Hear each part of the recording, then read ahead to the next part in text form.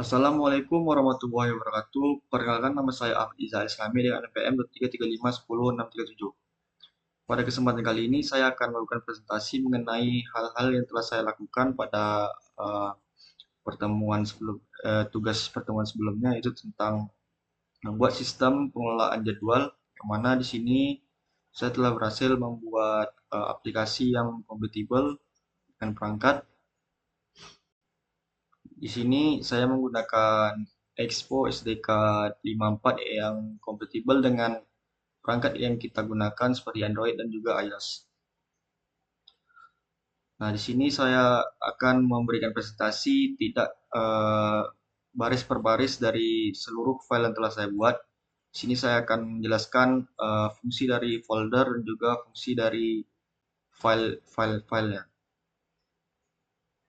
Yang pertama, di sini saya mempunyai beberapa folder utama yang digunakan untuk membuat aplikasi ini. Di sini yaitu yang pertama adalah ada komponen, selanjutnya ada constraint sebagai style, ya, selanjutnya ada konteks, selanjutnya ada folder data, selanjutnya ada folder screen, dan ada juga beberapa file yang digunakan utama sebagai penghubung, ada FTSX, ada juga di sini index.xs, TS, selanjutnya ada eh, app.json yang telah disetting. Nah, saya masuk langsung kepada file yang pertama pada komponen. Di sini ada detail panel. Pada detail panel ini digunakan untuk menampilkan informasi atau detail dari suatu data yang dipilih oleh pengguna. Selanjutnya di sini masuk ke file kedua, itu adalah jadwal item card TSX. Di sini gunanya itu adalah untuk menampilkan suatu data jadwal kuliah dalam bentuk kartu atau card. Data yang ditampilkan seperti mata kuliah, dosen, eh, jam kuliah, dan informasi lain. Nah, masuk ke jadwal screen header. Di sini gunanya itu untuk header pada daftar jadwal, misalnya untuk menampilkan nama hari seperti Senin, Selasa, Rabu, Kamis, Jumat, Sabtu, sampai Jumat. Selanjutnya itu ada matkul card. Pada matkul card ini gunanya itu untuk menampilkan informasi singkat mengenai mata kuliah dalam bentuk kartu. Masuk ke pertemuan item TSX, yaitu gunanya itu untuk menampilkan daftar pertemuan setiap mata kuliah, misalnya seperti pertemuan pertama, pertemuan kedua, dan seterusnya. Masuk ke file berikutnya, di sini ada saya buat split layout, yaitu gunanya itu untuk mengatur tampilan aplikasi ketika dijalankan pada layar yang lebih besar seperti table atau web. Layar akan dibagi menjadi dua bagian sehingga daftar dan detail dapat ditampilkan secara bersamaan. Dengan memisahkan komponen ke dalam folder ini menampilkan aplikasi menjadi lebih modular dan dapat digunakan kembali tanpa harus membuat ulang kodenya. Kita masuk ke constraints, ke uh, file constraints. Di sini ada file tema.tsx, yaitu di sini saya menggunakan dua tampilan, yaitu tentang tampilan light color dan juga dark color. Jadi ada konteks. Pada uh, folder konteks ini ada tema konteks.tsx. Gunanya itu pada folder ini itulah untuk menyimpan data atau state yang bersifat global. Artinya data tersebut dapat digunakan oleh seluruh halaman aplikasi. Contohnya itu seperti pengaturan tema terang atau tema gelap. Selanjutnya dengan menggunakan konteks API, proses pertukaran data antar halaman menjadi lebih mudah tanpa harus mengirim data melalui banyak komponen. Selanjutnya masuk ke folder data. Sini ada beberapa file, yaitu tentang jadwal TS, mata kuliah TS, dan pertemuan TS. Pada jadwal TS ini fungsinya itu untuk menampilkan atau berisi kumpulan data jadwal kuliah yang telah kita buat sesuai harinya. Selanjutnya ada ID, selanjutnya ada matkulnya, ruangannya, jam mulai dan jam selesai. Masuk ke file yang berikutnya, itu ada mata kuliah TS. Pada data ini berisi tentang daftar mata kuliah yang disediakan atau tersedia.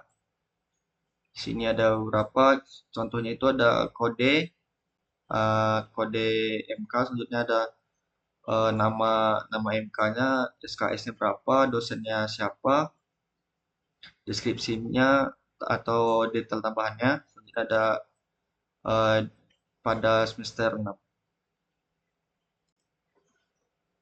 Masuk ke data selanjutnya itu adalah data pertemuan. Nah, di sini ada data pertemuan yang eh,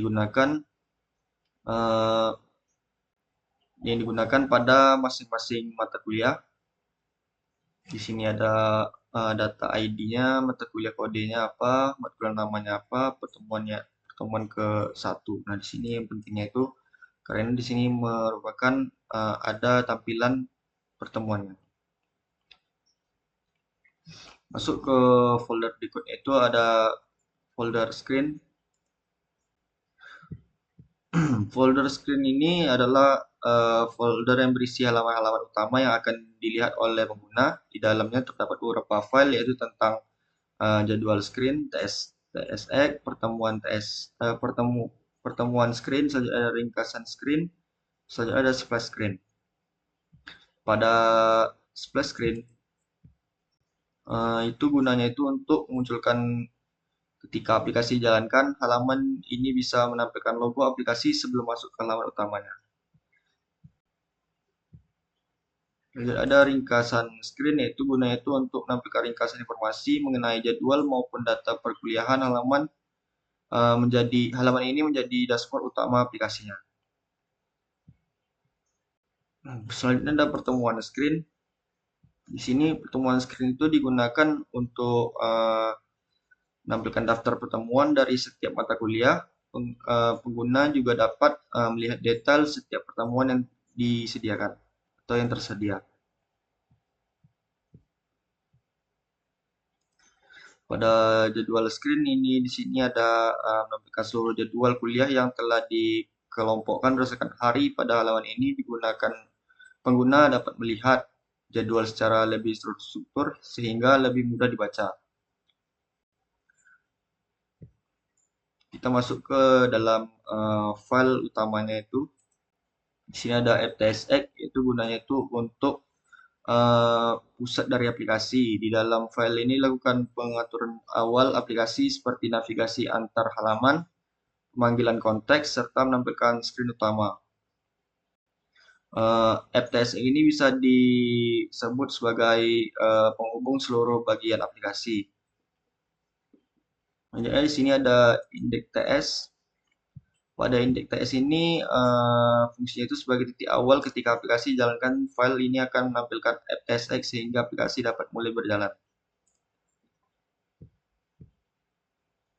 Pada JSON ini berisi konfigurasi aplikasi Expo-nya, misalnya nama aplikasinya, ikon aplikasi, splash screen-nya, orientasi layarnya, dan konfigurasi lainnya.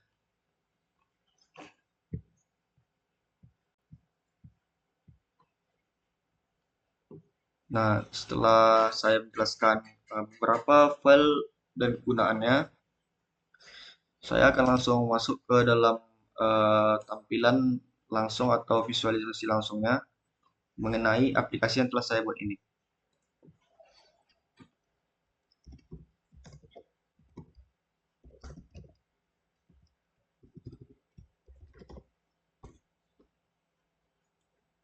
Nah, di sini sebenarnya kita bisa menggunakan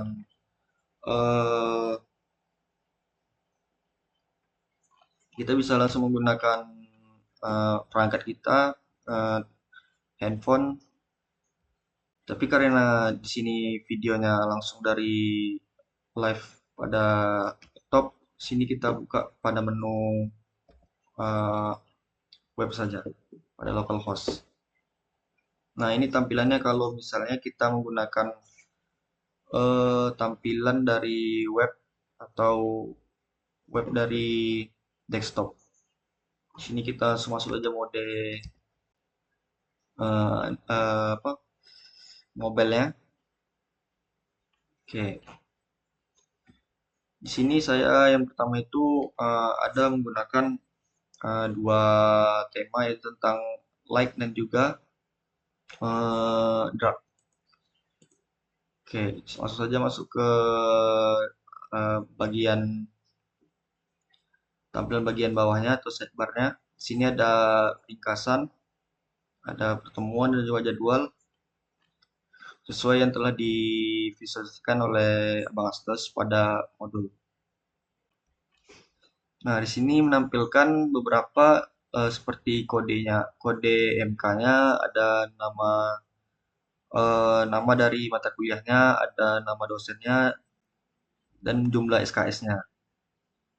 Nah, di sini juga ada menampilkan pada atas ini ada berapa matkul yang diambil, ada 6 matkul dan juga total itu 18 SKS. Kita masuk ke dalam pertemuan pada tampilan pertemuan. Nah, di sini juga menampilkan daftar pertemuannya itu ada totalnya itu 13 pertemuan semester ganjil. Ada machine learning pertemuan satunya, duanya, dan seterusnya pemegang mobile 1, 2, 3, dan seterusnya big data.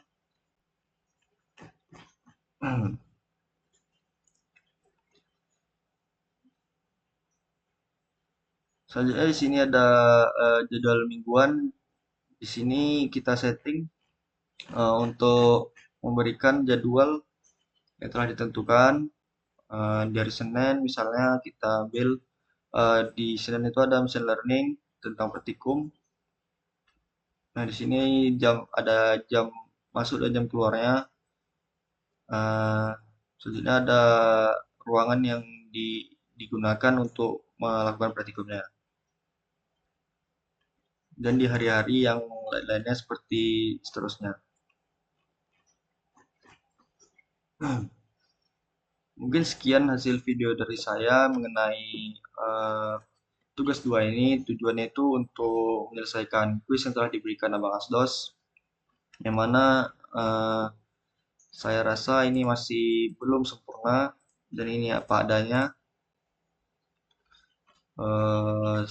Saya mengucapkan terima kasih. Wassalamualaikum warahmatullahi wabarakatuh.